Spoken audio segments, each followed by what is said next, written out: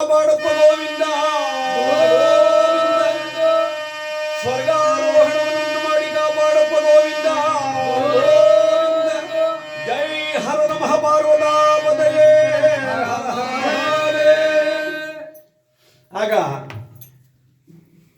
ಸಾಂಬನನ್ನ ಹೆಣ್ಣು ವೇಷ ಹಾಗೆ ತಂದು ನಿಲ್ಲಿಸಿ, ಸ್ವಾಮಿ ಋಷಿಗಳೇ, ಈ ಬೊಬ್ಬರುವಿನ ಹೆಂಡತಿಯಾದ ಇವಳು ತುಂಬು ಗರ್ಭಿಣಿಯಾಗಿರುವಳು.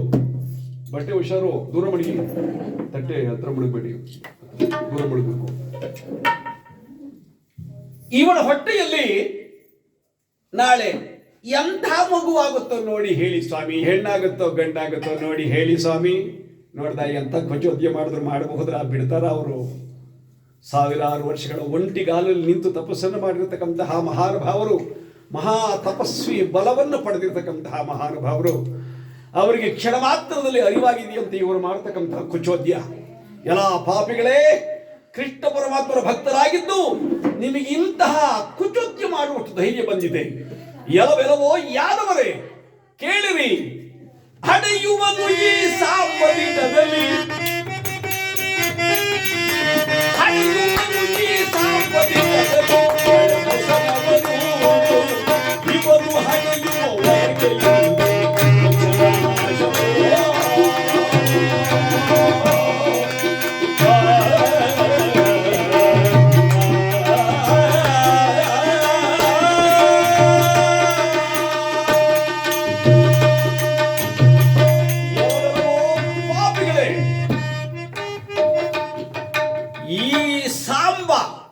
ನಿಜವಾಗಿಯೂ ಹೆಣ್ಣಾಗಿ ಹೋಗುವನು, ನಿಜವಾಗಿಯೂ ಗರ್ಭಿಣಿ ಆಗುವನು.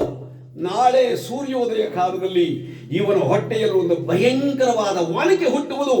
ಆ ಒನಕೆಯಿಂದಲೇ ನೀವೆಲ್ಲರೂ ಹೊಡೆದಾಡಿ ಕಡಿದಾಡಿ ಎಲ್ಲ ಸತ್ತು ಹೋಗುವಿರಿ ಎಂಬುದಾಗಿ ಕಮಂಡಲೋದಕವನ್ನು ತೆಗೆದು ಅಭಿಮಂತ್ರಿಸಿ ಆ ಸಾಂಬನ ಮೇಲೆ ಎರಚಿದ ಕೂಡಲೇ ಗಂಡಸಾಗಿದ್ದ ಸಾಂಬ ನಿಜವಾಗಿಯೂ ಹೆಣ್ಣಾಗಿ ಹೋದ. ಅವನ ಹೊಟ್ಟೆ ಮೇಲೆ ಕಟ್ಟಿದಂತಹ ತುಂಡು ಒನಕೆ ಅವನ ಹೊಟ್ಟೆಯೊಳಗೆ ಸರ್ಮನೆ ಇಳ್ಕೊಂಡ್ಬಿಡ್ತು. ಆ ಗರ್ಭದ ಭಾರವನ್ನು ಸಹಿಸಲಾಗದೆ ನಾನು ಕೆಟ್ಟೆ ಎಂಬುದಾಗಿ ತಮ್ಮನೇ ಕೆಳಗುರುಳಿ ಬಿದ್ದಿದ್ದಾನೆ. ಯಾದವರೆಲ್ಲ ಕಡ ನಡೀತಾ ಇದ್ದಾರೆ.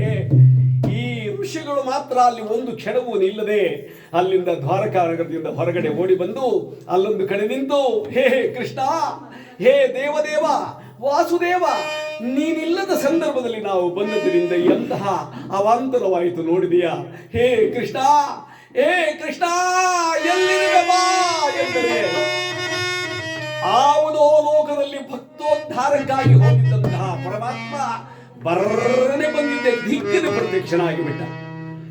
ಋಷಿಗಳಿಗೆ ಏನಿದು, ಯಾಕಪ್ಪ ಇಷ್ಟೊಂದು ಭಯಂಕರಂತರಾಗಿ ನನ್ನನ್ನು ಕೂಗಿದ್ರಲ್ಲ, ಕಾರಣವಾದರೂ ಏನು? ಆಗ ಋಷಿಗಳು ಹೇಳಿದರು, ಕೃಷ್ಣ ಏನೆಂಬುದಾಗಿ ಹೇಳುವುದು.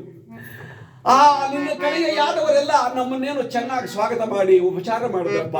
ಆದರೆ ಕಟ್ಟ ಕಡೆಯಲ್ಲಿ ಆ ಸಾಂಬನಿಗೆ ಹೆಣ್ಣು ವೇಷವನ್ನು ಹಾಕಿ ಎಂಥ ಮಗುವಾಗುತ್ತೋ ನೋಡಿ ಹೇಳಿ ಅಂತ ಅಂದ್ಬಿಟ್ರು. ನಾವು ಸಿಟ್ಟಿನ ಬರದಲ್ಲಿ ಅವನು ನಿಜವಾಗಿಯೂ ಹೆಣ್ಣಾಗಿ ಗರ್ಭಿಣಿಯಾಗಿ ನಾಳೆ ಸೂರ್ಯೋದಯ ಕಾಲದಲ್ಲಿ ಒಂದು ಒನಕೆ ಹುಟ್ಟುವುದು.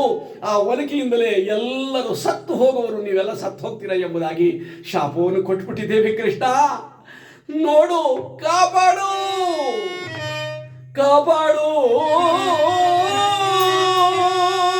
ಎಡಕೈ ಮುಗಿಸ್ಬೇಕು ಸರ್,